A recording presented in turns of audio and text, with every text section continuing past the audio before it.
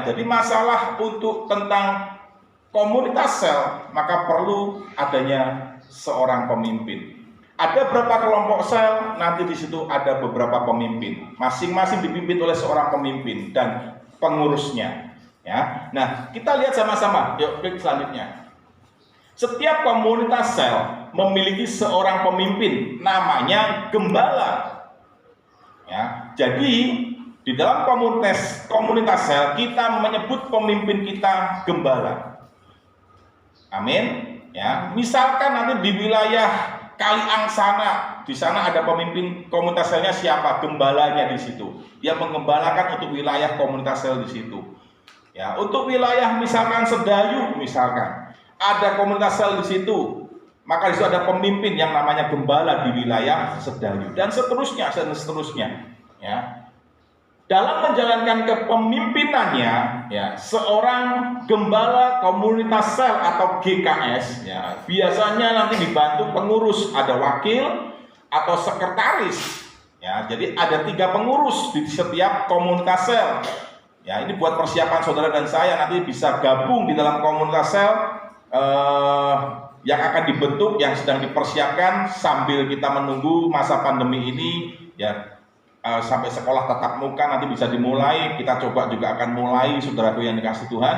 Ya, nanti Ibu Asih sebagai gembala di bidang pemuritan akan mempersiapkan, ya, akan memetakan wilayah-wilayah dan jemaat-jemaat yang ada di sana. Nanti akan dikoordinir supaya masuk di wilayah-wilayah itu, saudaraku. Dan nanti setiap komunitas sel itu akan dibentuk, akan ditunjuk siapa gembalanya, dan nanti gembala yang akan menunjuk kembali siapa pengurusnya.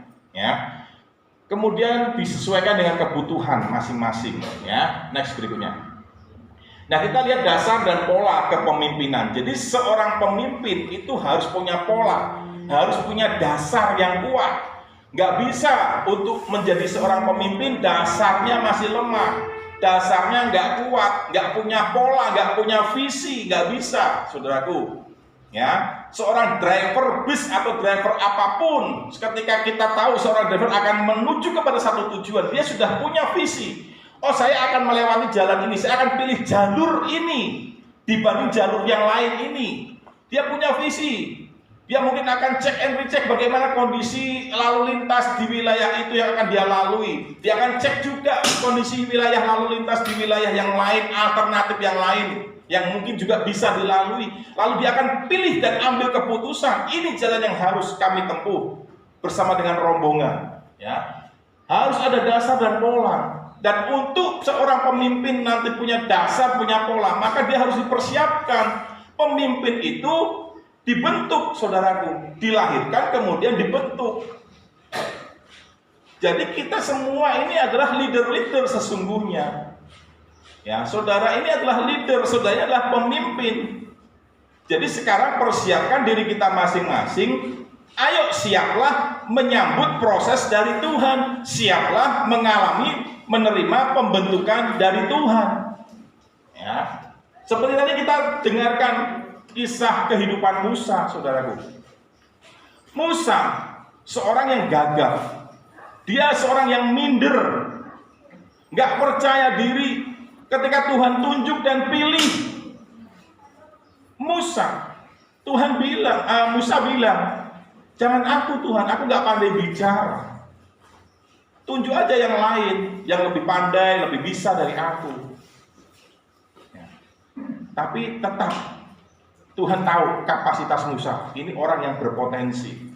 Sekalipun dia minder, sekalipun dia nggak percaya diri, sekalipun dia menutup diri, membatasi dirinya, membentuk pagar bagi hidupnya, tapi Tuhan tahu potensinya.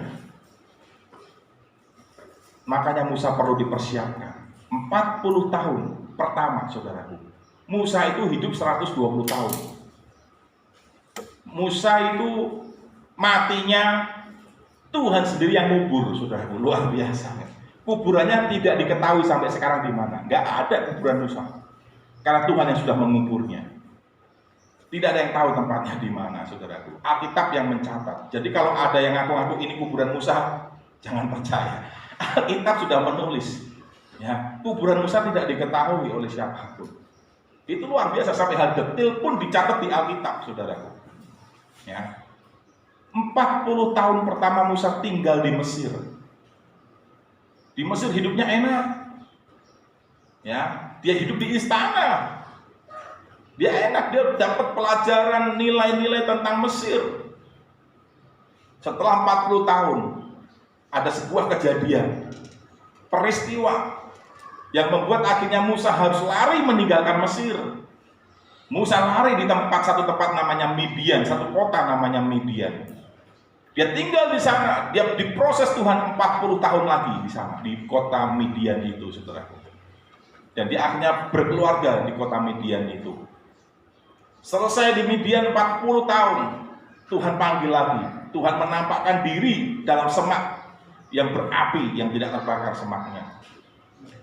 Disitulah dimulainya panggilan Tuhan. Setelah pembentukan selama 80 tahun, 40 tahun di Mesir, 40 tahun di Midian, 80 tahun Tuhan rasa sudah cukup. Dipanggilnya Musa, Tuhan menampakkan di dalam semak berduri itu, yang berapi itu. Dipanggil Musa, ayo mulai sekarang. Dan 40 tahun Musa hidup di padang gurun. 40. Dia mati di waktu membawa umat Israel hampir masuk ke tanah perjanjian. Proses yang cukup panjang, persiapan kepemimpinan yang cukup panjang, yang membentuk Musa menjadi seorang yang lemah lembut, hatinya lembut, saudaraku. Saudara mau jadi seorang pemimpin? Mau nggak mau, saudara pemimpin. Amin. Ya, jangan seperti Musa. Aku nggak bisa Tuhan, aku minder Tuhan, aku nggak percaya diri. Jangan menutupi diri kita, jangan membatasi diri kita. Engkau ini pemimpin. Amin. Bilang sama-sama yuk, saya ini pemimpin. Saya ini pemimpin. Ya. Suatu ketika dalam sebuah kuliah, ya ini di luar ya. Saya lihat video klipnya, ada kuliah di satu kelas, gurunya membagikan sebuah kotak, saudaraku, ya, kepada mahasiswanya. Dan sebelumnya si dosen ini bertanya, menurut para mahasiswa, siapakah pemimpin yang terbesar? Orang yang besar, siapa coba sebutkan? Ya, mahasiswa A, B, C, D, E semua menyebutkan satu persatu nama-nama para tokoh-tokoh yang terkenal, tokoh-tokoh sukses, pemimpin-pemimpin yang luar biasa, disebutkan satu persatu. Setelah selesai, sang dosen cuma berkata, sekarang buka kotak yang kamu terima itu. Dibukanya kotak, saudaraku. Lihat apa isi, apa yang ada di dalam kotak itu. Ternyata apa yang di dalamnya, saudaraku? Cermin, saudaraku. Kotak itu berisi cermin. Siapa yang ada di kotak itu? Tentunya diri kita dong yang melihatnya. Betul, saudaraku. Ketika dibuka cermin, yang ada yang kelihatan siapa? Wajah kita. Itulah, engkaulah pemimpin yang besar itu. Seringkali kita nggak menyadari, saudaraku. Tuhan melihat kita berharga, Tuhan melihat kita mulia, tetapi kita melihat diri kita itu nggak berharga. Ya, ini mungkin bisa dikatakan apa ya?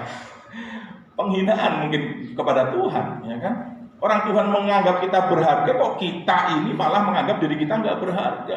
Berarti apa? Pengorbanan Tuhan sia-sia dong. Karya salib Kristus sia-sia kalau begitu. Karena dengan kematian Kristus itu membuat kita berharga. Dan Tuhan melihat, karena saking berharganya kita, dia sampai mau mati secara terkutuk. Nah, kita kok meresponinya hanya, Tuhan, aku ini gak berharga. Wah, itu penghinaan kepada Tuhan, saudara. Ya. Yuk, mari kita belajar memandang diri kita. Nanti setelah kita selesai tema tentang ini, nanti saya akan masuk tema tentang citra diri, pemulihan citra diri. Ya, ini sangat penting. Gambar diri ini harus dipulihkan. Banyak orang-orang Kristen, anak-anak Tuhan melihat dirinya buruk. Ya, nggak bisa melihat dirinya seperti apa yang Tuhan lihat. Nggak bisa melihat dirinya seperti apa yang firman Tuhan katakan. Saya berdoa nanti di sesi citra diri yang berseri juga nanti kita semua dipulihkan. Amin. Ini sebagai persiapan untuk kita menjadi the next leader. Citra diri harus dipulihkan lebih dulu. Untuk penyelesaian amanat agung kita belajar kemarin lewat data dari Bilangan Research Center. Citra diri memegang peranan juga untuk kita bisa terlibat ambil bagian dalam penyelesaian amanat agung. Kalau kita nggak punya citra diri yang baik, gimana kita bisa mau ambil bagian dalam amanat agung? Nggak bisa. Ya, makanya perlu citra diri yang baik. Karena apa? Citra diri yang buruk itu menular, saudaraku. Kenapa? Itu kebiasaan tidak baik. Itu menular dengan cepat. Orang lebih cepat menulari, mempengaruhi yang buruk daripada yang baik. Amin, saudaraku. Ya. Makanya dikatakan Alkitab, pergaulan yang buruk merusak kebiasaan yang baik. Sebaik apapun anak itu, siapapun dia sudah dididik dari kecil, dari besar, sudah bagus, sudah oke. Tapi ketika kemudian dia bergaul dengan orang yang punya gambar diri yang buruk, citra diri yang buruk, dia jadi buruk, saudaraku.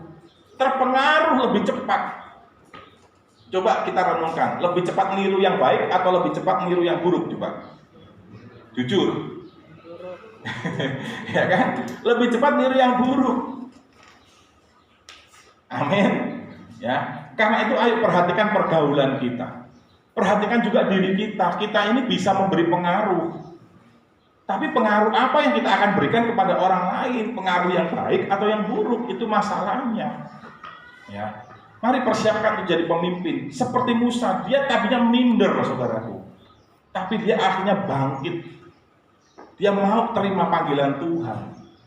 Berarti apa kesimpulannya? Cuma butuh respon kita. Butuh tanggapan kita. Iya Tuhan, ini aku, utus aku, pakai aku. Tinggal ngomong sama Tuhan seperti Musa ngomong, Tuhan, tapi jika engkau nggak beserta aku nggak mau berjalan. Nggak apa-apa, saudaraku. Saya pun sampai hari ini masih ngomong gitu sama Tuhan. Tuhan, aku nggak bisa mempersiapkan satu umat yang layak bagi Tuhan. Nggak gampang, Tuhan. Untuk satu orang aja pun nggak gampang, apalagi untuk beberapa kepala, saudaraku. Nggak gampang. Karena saya bisa bilang sama Tuhan, Tuhan biar engkau yang berjalan di depan. Aku hanya lihat seperti melihat tabut Allah 2000 hasta di depanku. Aku lihat apa yang kau kerjakan. Yesus pun ngomong seperti ini loh. Yesus pun ngomong seperti ini. Dia ngomong anak. Dia menunjuk dirinya sebagai memposisikan sebagai seorang anak. Anak, ini Yesus anak. Itu gak bisa lakukan segala sesuatunya kalau tidak melihat Bapa yang melakukan. Jadi apa yang dilakukan anak, itu anak melihat apa yang dilakukan oleh Bapaknya. Jadi apa yang dilakukan oleh Yesus, Yesus itu melihat apa yang dilakukan oleh Bapa. Bapa lakukan ini, Yesus lakukan itu. Apalagi kita, apalagi saya, ya kan? Makanya saya perlu lihat, Tuhan, aku juga anakmu. Sekarang saya posisinya sebagai anak, Yesus sebagai Bapa kita, ya kan? Anak ini aku nih Tuhan, nggak akan bisa lakukan apapun kalau nggak lihat Tuhan yang lakukan. Yuk, mari kita samakan, sinkronkan sama-sama, ya. Ayo kita mulai responi panggilan Tuhan untuk menyelesaikan amanat agung. Dengan cara bagaimana? Persiapkan diri kita untuk dipersiapkan oleh Tuhan. Nah, persiapkan diri kita untuk dibentuk oleh Tuhan, dilatih oleh Tuhan. Tapi jangan berharap Tuhan tiba-tiba datang sebagai Tuhan. Hai anakku, begini caranya. Main drum itu begini, Tuhan Yesus yang praktek. Bukan begitu, saudaraku. Tuhan pakai orang-orang di sekeliling kita. Tuhan bisa pakai Bu Asi, Bu Roima, bisa pakai Pak Ginting, Pak Silaban, dan siapa semua di sini. Untuk melatih WL mungkin, untuk melatih singer, untuk melatih keyboard. Tuhan pakai alatnya yang kelihatan ini. Yang mengerti katakan amin. Ya, ke depan kita akan ada pelatihan-pelatihan untuk mengupgrade pelayanan kita. Kita siap enggak nanti di-upgrade? Ya kan? Sudah nggak lagi melayani dengan asal-asalan lagi, karena Tuhan nggak mau datang, saudaraku. Panitianya tuh kita. Amin. Ini panitia penyambut kedatangan Tuhan, ini saudara dan saya. Waktu kemarin Tanjung Merit ada panitianya menikah, ya. Panitianya sibuk. Nggak bisa panitianya sembarangan, santai, masih jauh Belanda. Nggak bisa, saudaraku. Dan sang calon mempelainya waktu itu Tanjung dan Elis juga sibuk, pusing, mikirin ini, wah pusing. Kita ini panitia untuk kedatangan Tuhan, dan kita pun mempelainya. Kita yang akan jadi mempelai wanita, dan Yesus Kristus akan jadi mempelai pria kita. Nah, kalau sekarang saudara di bumi ini gak dipersiapkan jadi mempelai wanita, dandanannya biasa, dandan rohani maksudnya, ya kan? Bukan dandanan jasmani, ya. Dandanan manusia rohani kita biasa, gimana mau jadi mempelai? Nanti Yesus datang kita masih pakai daster. Hai Tuhan, aduh, gak ada mempelai anak kecil. Amin. Kita datang kayak masih kekanak-kanakan, masih lucu-lucuan sama Tuhan. Gak bisa, saudaraku, gak ada mempelai di bumi, gak ada seperti itu.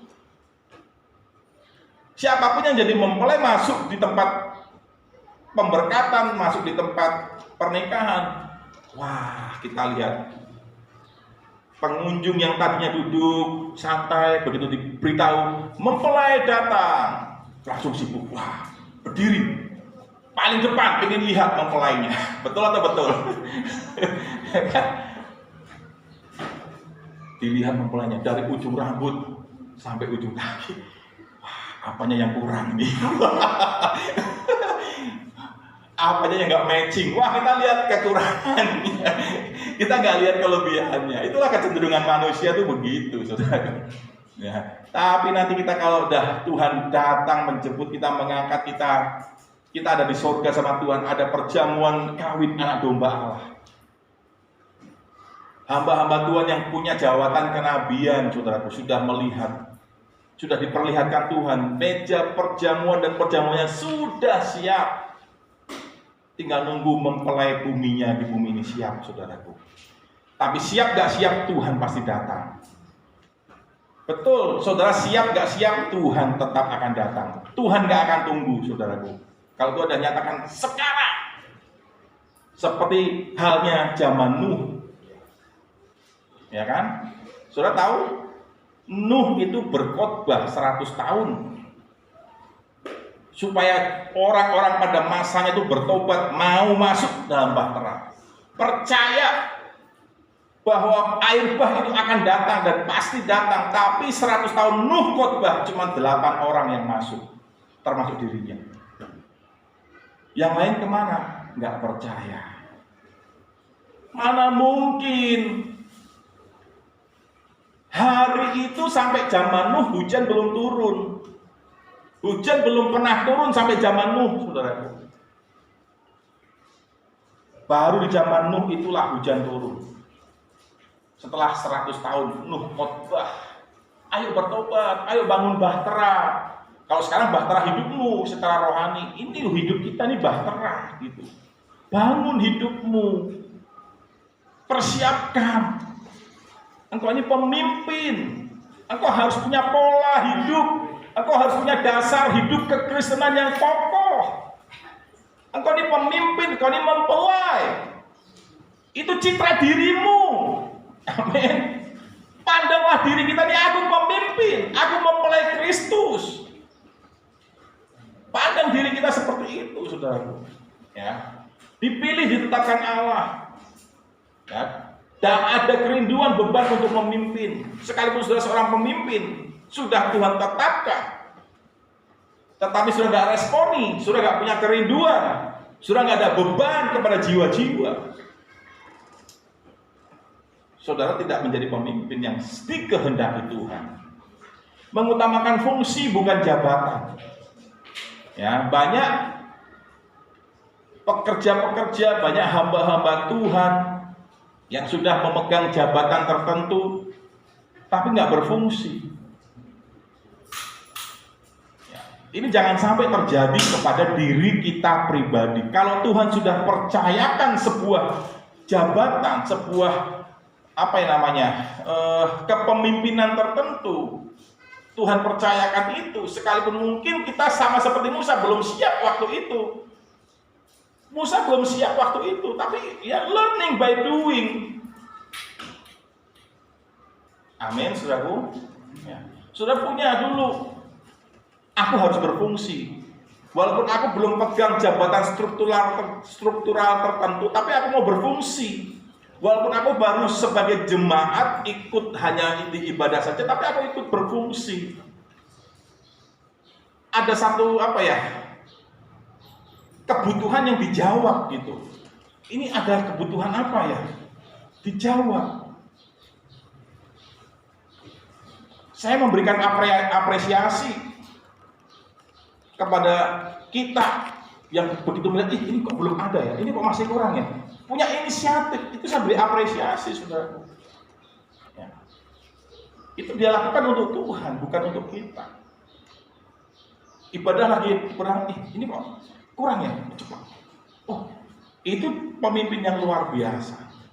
Dia cepat tanggap, dia tahu fungsi, bukan hanya jabatan. Walaupun nggak pegang jabatan tapi berfungsi, daripada punya jabatan tapi nggak berfungsi. Sudah dikasih tahu A, B, C, D, E tapi nggak berfungsi. Ingat, kita ini bertanggung jawab kepada Tuhan, ya. Jadi harus punya dasar, punya pola. Ya, ini berikutnya.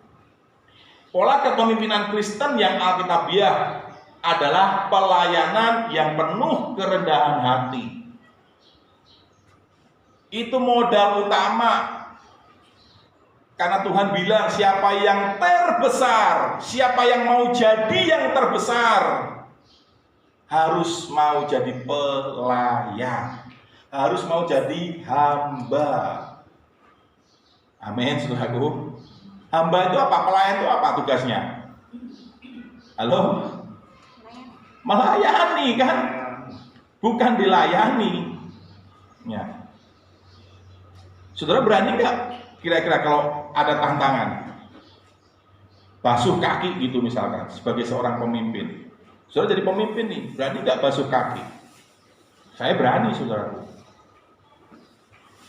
Ya, saya udah sering dan saya ngerasa nggak ada gengsinya. Enggak, memang itu yang Tuhan mau, merendahkan diri. Mungkin ini nggak terbiasa buat kita, tapi ini sebuah gaya hidup yang berbeda, gaya hidup kingdom, kerajaan gitu, saudaraku. Kalau selama ini kita nggak pernah terima hal seperti itu, rasanya asing buat kita, nggak biasa buat kita, ayo biasakan. Kan itu baik, itu bagus, itu nilai kingdom, kerajaan Allah gitu loh. Amin, saudaraku. Ini nilai-nilai pemimpin, seorang pemimpin. Nanti sudah dimulai dari keluarga, sebagai pemimpin di keluarga, sebagai pemimpin di komsel. Tuhan upgrade lagi pemimpin di sebuah organisasi, mungkin di masyarakat, mungkin di mana. Perlu sama, prinsipnya sama, nilainya sama. Kerendahan hati, hamba, ya kan? Bergantung total kepada Allah, bukan kepada manusia. Saya bisa sendiri, gampang ini. Pelayanan ini gampang, saya ahli kok. Komputer saya bisa.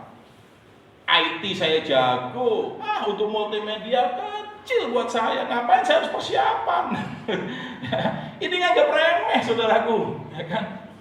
Semua pelayanan apapun dibutuhkan persiapan, sekalipun kita sudah jago, saudaraku. Amin. Ya. Seorang Pak Weliar pun yang sudah WL di luar negeri dimanapun dia, kalau latihan ya latihan, datang sama timnya. Mau khotbah persiapan bisa sampai malam, bisa berhari-hari, saudaraku. Nggak bisa tanpa persiapan.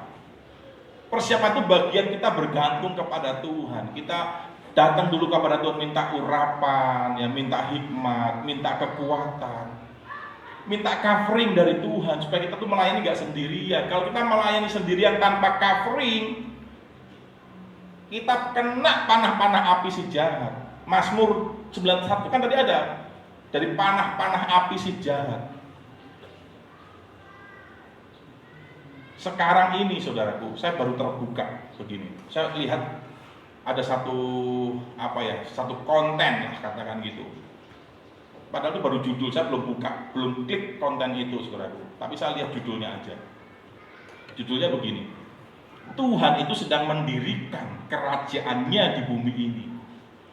Tetapi iblis pun juga sedang mendirikan kerajaannya di bumi ini. Jadi sekarang dua kubu Tuhan dan kubu iblis, sama-sama sedang mendirikan kerajaannya di bumi ini. Siapa yang mau ikuti Tuhan, siapa yang mau ikuti iblis? Itu pilihan saudara masing-masing, pilihan saya. Putuskan. Saya nggak sebutkan kerajaan iblisnya sekarang berbentuk apa, itu saya baru nyadar, iya betul. Namanya itu kerajaan iblis yang sekarang lagi diupayakan di seluruh dunia, sedang diupayakan. Karena iblis hanya bisa meniru, menduplikasi, saudaraku. Kalau Tuhan bikin berkat turun temurun, iblis bikin kutuk turun temurun. Tuhan bikin mujizat, iblis bikin mujizat. Siapa bilang iblis gak bisa bikin mujizat? Buktinya apa, Pak? Mana di Alkitab ada? Lihat waktu tulah di Mesir. Tongkat Musa berubah jadi ular. Ahli tenung orang Mesir pun bisa buat. Saudara. Air jadi darah. Apa mujizat yang dilakukan oleh Musa? Bisa dilakukan oleh ahli tenung orang Mesir, orangnya Firaun. Artinya apa? Tuhan bikin mujizat lewat Musa, tapi iblis bikin mujizat lewat ahli tenung, orang ahli tenung itu. Jadi hati-hati, saudara. Ya. Kita siapkan diri kita untuk sepenuhnya bergantung total kepada Allah, bukan kepada manusia, dan mempermuliakan Allah, bukan mempermuliakan diri sendiri. Makanya Lukas menulis seperti ini, apabila engkau sudah menyelesaikan pekerjaanmu, pelayananmu, janganlah lupa engkau berkata, aku ini hanyalah hamba yang hanya melakukan apa yang harus seorang hamba lakukan. Jadi apa yang kita lakukan itu memang seharusnya sudah kita lakukan. Ya, next berikutnya. Karakter, penting karakter, ya. Gak bisa seorang pemimpin karakternya biasa-biasa, gak bisa. Dia harus lebih karakternya, saudaraku. Ya, lebih tahan banting. Saudara bisa bayangkan pemimpin negara ini kalau gak tahan banting mau jadi apa, saudaraku? Ya kan? Pemimpin keluarga kalau gak tahan banting mau jadi apa, saudaraku? Ya kan? Pemimpin intinya, pemimpin apapun kalau nggak tahan banting, nggak punya karakter yang kuat, yang strong, yang excellent, bagaimana? Nggak mungkin. Ya. Karakter dan sikap seorang gembala. Next berikutnya. Gembala komunitas sel adalah seorang yang mengasihi Allah. Ini menjadi cermin buat kita. Apakah kita ini seorang yang mengasihi Allah? Ya. Lewat apa? Kehidupan doa, kehidupan baca firman, kehidupan merenungkan firman.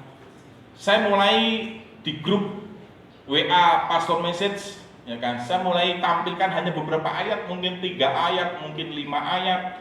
Namanya gesit practice, latihan gesit. Ya kan? Ayo belajar, saudaraku, kirim apa yang sudah saudara pelajari, sudah renungkan, dapatkan dari gesit practice itu. Dari ayat itu saya sudah tuntun, ayo coba cari judulnya apa, tentukan isi pembukaannya apa, tulis singkat aja, kirim ke Pastor Message supaya memberkati semuanya. Salah nggak apa-apa, nanti pelan-pelan dibenarkan, nanti pelan-pelan dibimbing. Amin, saudaraku. Ya, berani, ayo kirim renungan ke Pastor Message, silahkan, nggak apa-apa. Saling memberkati. Amin, saudaraku. Ya, ini grup kita semua Pastor Message, ya kan? Ayo belajar, saudara mungkin renungan apa, dapat pewahyuan apa, pesan apa, kirim saudaraku. Ya, terutama saat teduh itu penting.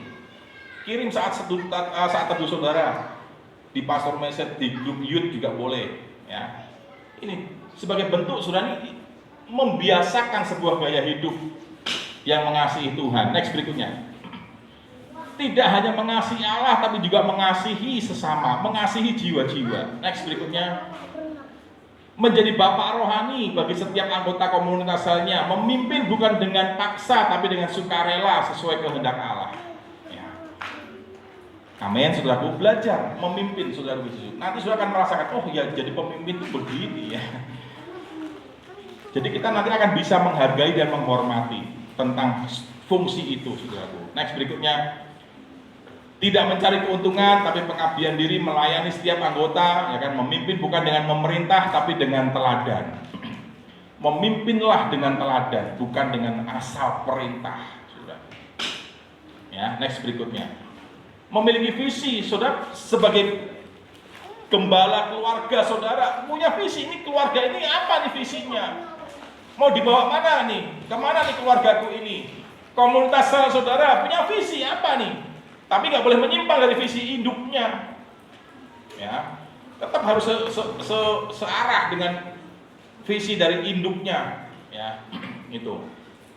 Mengasihi jiwa-jiwa yang terhilang sebagai wujud bahwa ia mengasihi sesama dengan berupaya menjangkau, memenangkan keluarga, sahabat, teman kantor dan sebagainya. Next berikutnya. Nah ini penting ini. Jadi kita lihat di sini ya. Menurut Tim Elmore, Dr. Tim Elmore, ini pemimpin Growing Leaders. Ini muridnya Dr. John Maxwell. John Maxwell ini tokoh motivator kepemimpinan yang luar biasa ya.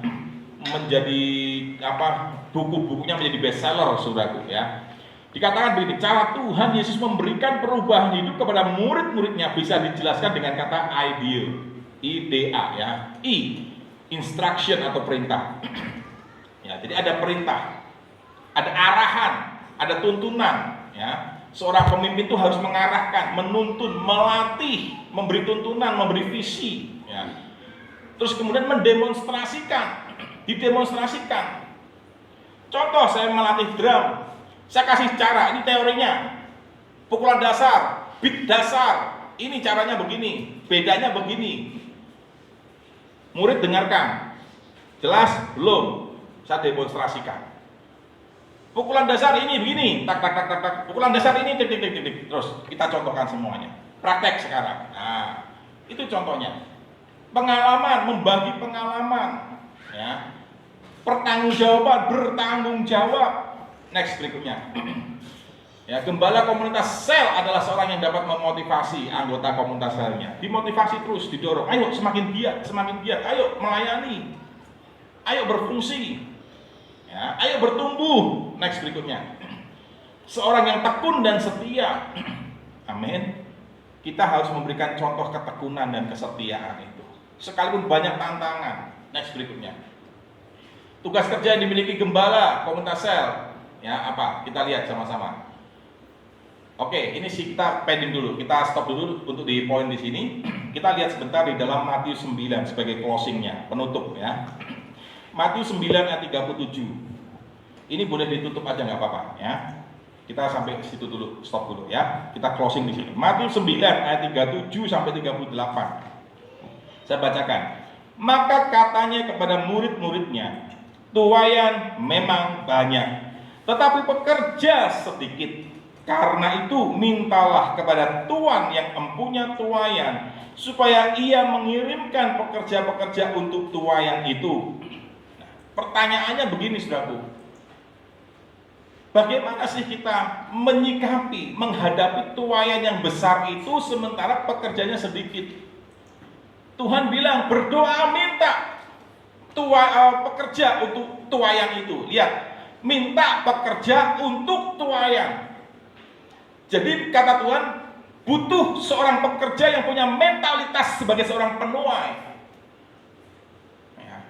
Bukan hanya pekerja gereja, bukan hanya pekerja organisasi, bukan hanya pekerja struktural. Bukan. Karena kalau salah struktural ada kemungkinan kita nggak berfungsi, hanya punya jabatan tapi nggak ada fungsinya.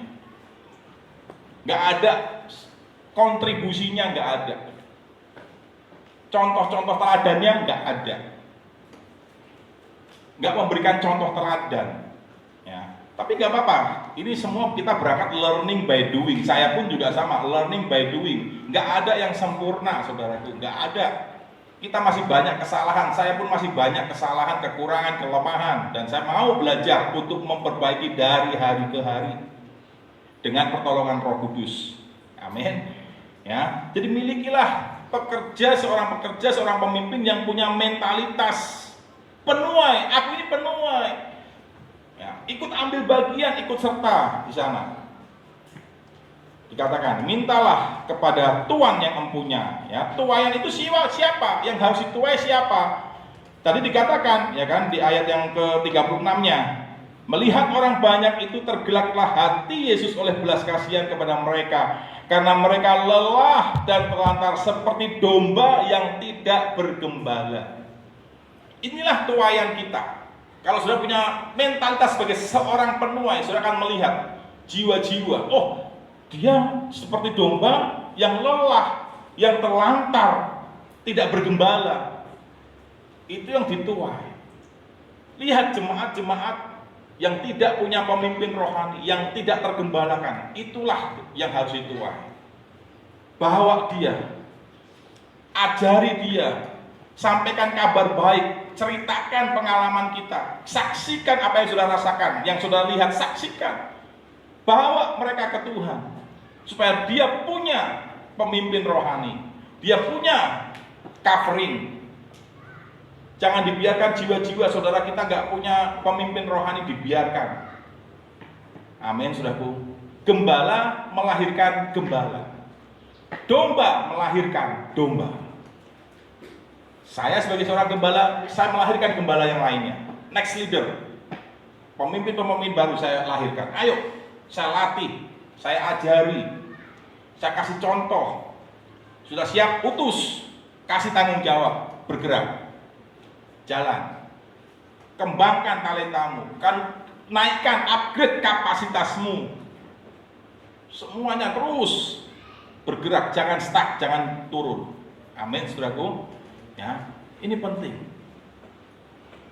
Saudara sebagai domba, lahirkan domba-domba yang lain. Itulah mentalitas pekerja penuai. Ya. Dalam Living Bible sebagai yang terakhir dikatakan begini. Dan betapa dia merasa kasihan kepada orang banyak yang datang karena masalah mereka begitu besar. Cari nih domba-domba yang punya masalah besar. Nah, dikatakan dan tidak tahu harus berbuat apa. Ada orang-orang, ada domba-domba yang punya masalah besar tapi nggak tahu harus berbuat apa. Nah, ini tuaian ini ya, yang harus dituai. Hibur dia, beri kekuatan, saksikan tentang Yesus. Kasih tahu engkau perlu pemimpin rohani, engkau perlu keluarga rohani. Sampaikan kepada dia, ayo masuk dalam keluarga rohani. Kamu harus punya keluarga rohani. Jangan biarkan dirimu terlantar tanpa keluarga rohani. Sekalipun kamu punya keluarga jasmani, tapi engkau nggak punya keluarga rohani, engkau nggak akan kuat. Engkau nggak akan bisa lalui hidup ini. Engkau nggak punya tuntunan. Engkau nggak punya covering, nggak punya perlindungan rohani, payung rohani nggak punya. Ajak dia. Amin, saudaraku. Ya. Seperti domba tanpa gembala, inilah tuaian kita. Amin. Siapkan diri menjadi seorang pemimpin. Karena komsel-komsel akan segera dimulai. Sekarang kita baru mulai lewat virtual, ya, lewat Zoom. Bagi saudara yang belum menginstal, mendownload Zoom, ayo ikut masuk di Zoom ini. Ya, di masa pandemi. Tapi ini nanti pun tidak akan hilang, saudara. Kita akan terus jalan. Dua platform ini, platform digital online dan platform yang onsite, yang tatap muka, kita tetap jalankan. Karena ini penjangkauannya sekarang Tuhan buka lebih luas lagi. Nggak hanya cukup dengan onsite atau tatap muka, tapi lewat media. Karena selama ini media banyak dikuasai oleh si jahat, saudaraku. MTV, lihat tayangan-tayangannya. Nggak ada yang mendidik. Nggak ada yang membangun, merusak generasi. Banyak anak-anak muda sekarang digembalakan oleh MTV. Ini sekarang, kita kenapa? Gereja melihat itu tabu, media tabu.